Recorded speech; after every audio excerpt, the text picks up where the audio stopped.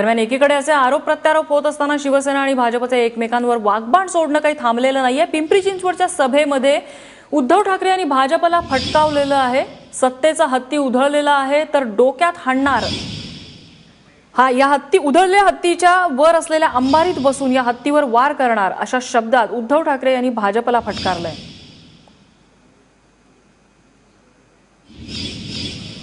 मी जे एक बोललो 26 तारखेला युती तोडली, मग काही जण मला विचारतात की का हो तुम्ही सत्तेमध्ये सुद्धा आहात आणि विरोधी पक्षाची सुद्धा भूमिका घेत आहात, हे कसं काय, हिपोक्रेसी नाही का? म्हटलं अच्छा, म्हटलं मग जर का मी तुम्हाला उदाहरण दिलं, मी हत्तीवरती बसलेलो आहे, हत्तीवरती माझ्या पाठीकडे अंबारीमध्ये माझी जनता बसलेली आहे, माता भगिनी आहे, तमाम बांधव बसलेले आहेत, आणि हत्ती जर का उधळायला लागला तर त्याच्या डोक्यावरती अंकुश मारू की नको मारू? मग तुम्ही मला काय विचारणार, का रे नालायका हत्तीवर बसतोस आणि अंकुश मारतोस? मला हत्तीची काळजी नाही, हत्ती दुसरा घेता येईल, मला काळजी माझ्या जनतेची आहे। हत्ती बदलू शकतो।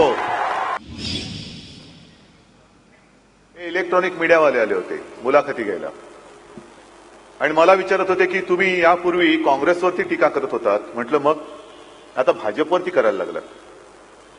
म्हटलं काँग्रेस असो राष्ट्रवादी असो, अर्धी माणसं तर भाजपमध्ये गेली।